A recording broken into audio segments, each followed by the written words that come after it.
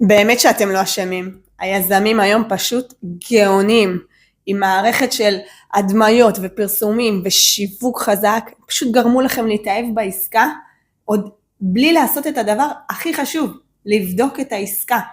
היום, לפני כל עסקה במקרקעין, אתם חייבים לעצמכם להעביר את העסקה בדיקה.